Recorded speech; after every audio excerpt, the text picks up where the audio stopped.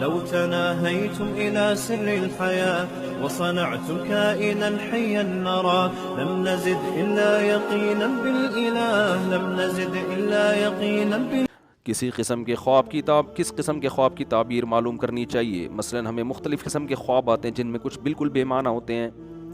دیکھو خوابوں کی تعبیریں ہوتی ہیں لیکن نبوت کا 46واں حصہ ہے, عین نبوت نہیں ہے, سمجھ رہے ہو؟ اچھا خواب جو سچے ہوتے ہیں نا, انسان کو خود احساس ہو جاتا ہے کہ یہ خواب جھوٹا نہیں ہے, وہ خود قدرت کی طرف سے انسان کو نا ایک سگنل ملتا ہے کہ یار یہ کچھ غیر معمولی خواب آیا ہے میری زندگی میں, مجھے چند خواب آئے ہیں, جاگتے ہی مجھے احساس ہوا تھا کہ یہ مجھے لگتا ہے کہ یہ سچا خواب ہے, اور الحمدللہ وہ یعنی ہمیں نظر بھی آیا کہ پورے ہوتے ہوئے نظر آئے وہ خواب. تو یہ انسان کے لاشعور میں ایک بات بیٹھ جاتی ہے کہ یار یہ مجھے جھوٹا نہیں لگ رہا.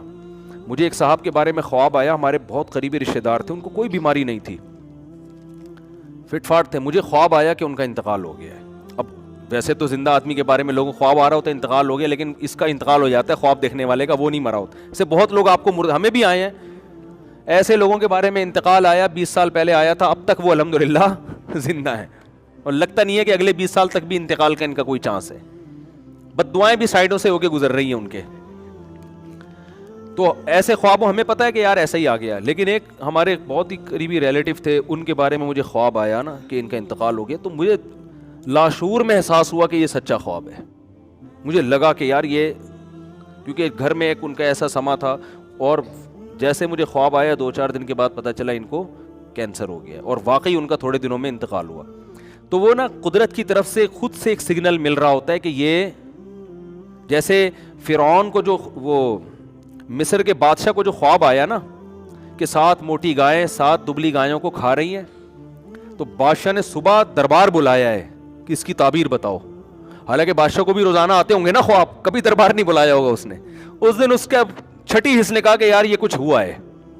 تو جب اس نے درباریوں کو بلایا, بولا بھائی مجھے خواب آیا کہ 7 موٹی گائیں 7 پتلی گایوں کو کھا رہی ہے, اس کا تعبیر بتاؤ. تو انہوں نے کیا کہا, اضغاث احلام, یہ پراگندہ خیالات ہیں, آپ سارا دن حکومتی کام مصروف رہتے تو الٹے گائیں بھینسیں آ گئی ہیں آپ کے خواب میں. لیکن ان کا بھائی لگتا ہے کچھ ہے اس میں. پھر یوسف علیہ السلام نے اس کی تعبیر بتائی. تو بعض دفعہ ایک تو اکثر ایسا نہیں ہوتا کہ جب بھی سو رہے ہیں خواب سچا ہی آئے گا, بعض دفعہ واقعی وہ سچا ہوتا ہے, اور اس میں انسان کو لاشعور میں ایک بات آتی ہے کہ یار یہ کچھ ہے اس میں حقیقت ہے. تو یہ اللہ ہی کی طرف سے ہوتا ہے. تو اس لیے ہر خواب کی نہ تعبیر پوچھا کریں, نہ دوسروں کا ٹائم ضائع کیا کریں, نہ اپنا ٹائم ضائع کیا کریں. اور یہ ذہن میں رکھو کہ شادی شدہ خاتون کو اگر سانپ نظر آ رہے ہیں, میرڈ خواتین کو خوابوں میں سانپ چھپکلیاں آتی رہتی ہیں, تو یہ جٹھانیوں کا اور آپ کے تعلقات کا مسئلہ ہی ہے.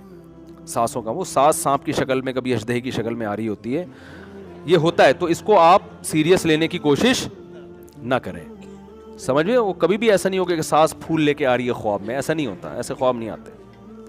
نند آ رہی ہے اور مٹھائی کا ڈبہ لے, خواب میں بھی نہیں آتی وہ. تو یہ آپ کا اپنا وہ ہوتا ہے کہ آپ کو یہ, کیونکہ اس کو آپ نے اپنی دشمن سمجھ لیا ہے, تو جس کو آپ دن میں دشمن سمجھ رہے ہو وہ خواب میں دشمن ہی کے طور پہ آئے گا. تو اس سے آپ نفرت نہ کریں ساس سے, اور کہ یہ دیکھا میں تو کہا تھا یہ سانپ بن کے کاٹے گی مجھے, خواب میں بھی کاٹ رہی تھی. تو وہ اچھی بھلی ساسیں بدنام ہو جاتی ہیں بیچاری ان خوابوں کی وجہ سے. ہوا و حرص والا دل بدل دے, میرا غفلت میں ڈوبا دل بدل دے.